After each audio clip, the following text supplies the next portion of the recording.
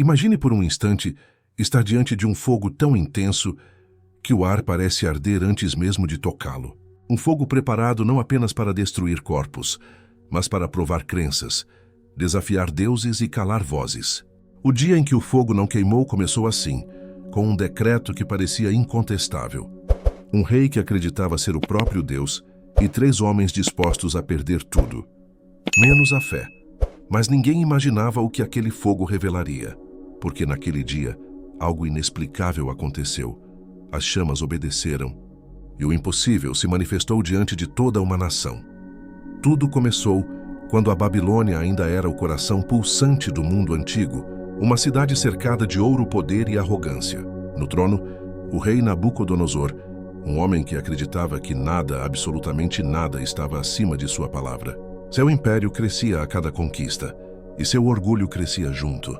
Ele mandou erguer uma estátua colossal, feita de ouro puro, imponente o suficiente para ser vista a quilômetros de distância. Para ele, aquele monumento não era apenas uma obra de arte. Era um símbolo do domínio humano sobre o divino. O rei exigiu que todos, sem exceção, se curvassem diante daquela imagem. Um gesto simples, ele dizia, mas cheio de significado.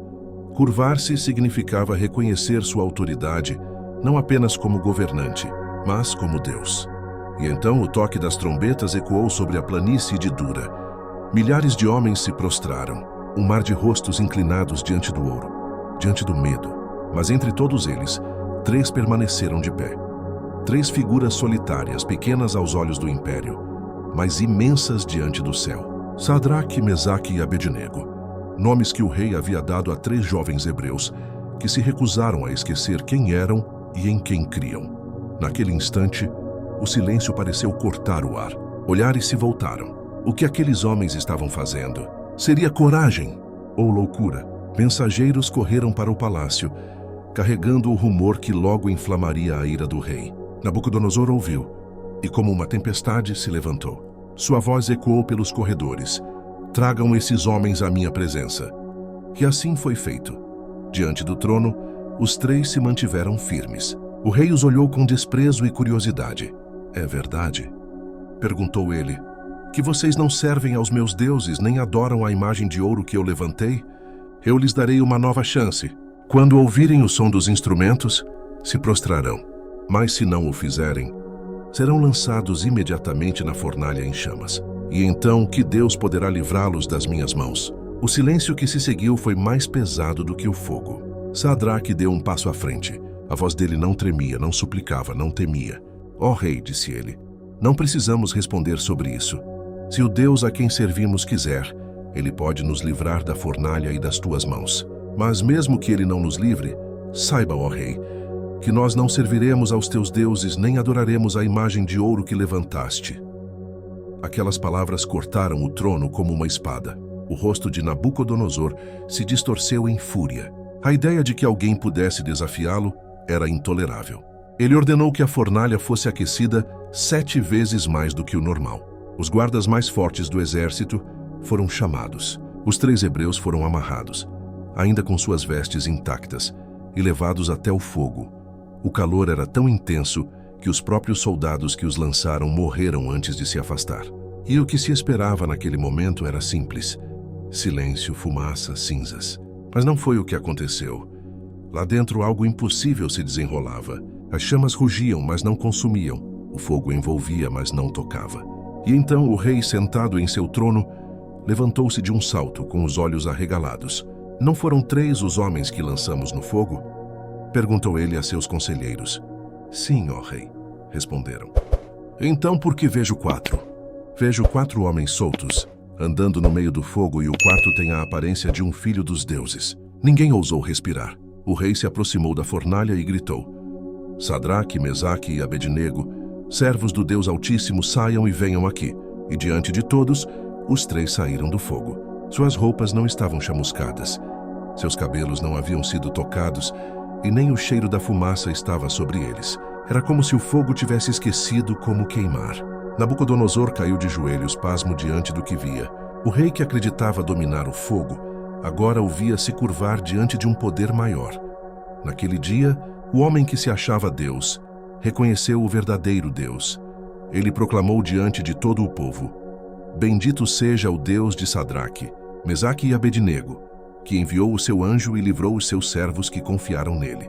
Não há outro Deus que possa livrar dessa maneira. Mas a verdadeira mensagem daquela história não termina ali. O que aconteceu dentro da fornalha não foi apenas um milagre de proteção, foi uma revelação. Nabucodonosor viu um quarto homem, alguém que se parecia com o filho dos deuses. Era o reflexo antecipado de uma promessa que atravessaria séculos, porque antes mesmo de nascer em Belém, o Filho de Deus já caminhava entre os homens. Antes da cruz ele já estava no fogo. O mesmo que estava com eles naquela fornalha está presente hoje nas fornalhas invisíveis que muitos enfrentam. Cada dor, cada perda, cada injustiça, todas são chamas que tentam nos consumir. Mas há alguém que entra conosco. Ele não apaga o fogo, mas transforma o fogo em testemunho. Ele não impede a prova, mas garante a presença. É fácil acreditar quando tudo vai bem. Difícil é permanecer de pé quando todos se ajoelham. Difícil é crer quando o calor da vida ameaça queimar tudo o que temos. E é aí que a fé verdadeira se revela. Sadraque, Mesaque e Abednego não disseram: Deus vai nos livrar e por isso cremos. Eles disseram: mesmo que não nos livre, ainda assim cremos. Essa é a fé que desafia a lógica. A fé que não negocia valores. A fé que não precisa de garantias para permanecer firme. O fogo pode mudar tudo ao redor, mas não pode mudar o coração de quem confia no eterno. E talvez essa seja a maior lição daquela história. O fogo não veio para destruí-los, mas para libertá-los. Foram as chamas que queimaram as cordas que os prendiam. Dentro da fornalha, eles estavam mais livres do que antes. E talvez seja assim também conosco. Há dores que não entendemos, mas que estão nos libertando de algo invisível. Nabucodonosor aprendeu isso da forma mais inesperada. Ele viu o impossível acontecer diante de seus olhos e entendeu que nenhum império, nenhum trono, nenhum decreto pode calar o Deus vivo. Aquele dia mudou o rumo da Babilônia. E até hoje, milhares de anos depois, o fogo daquela história continua aceso. Não para consumir, mas para lembrar.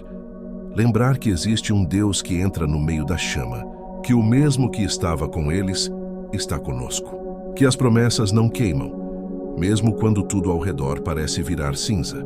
Quando lemos essa história, podemos pensar que ela pertence ao passado. Mas quantas fornalhas existem hoje? Quantos vivem cercados por chamas invisíveis? Ansiedade, medo, rejeição, dúvidas, doenças, injustiças. Quantos olham para o céu e se perguntam: Deus, o Senhor está aqui comigo? A resposta é a mesma que brilhou entre as labaredas.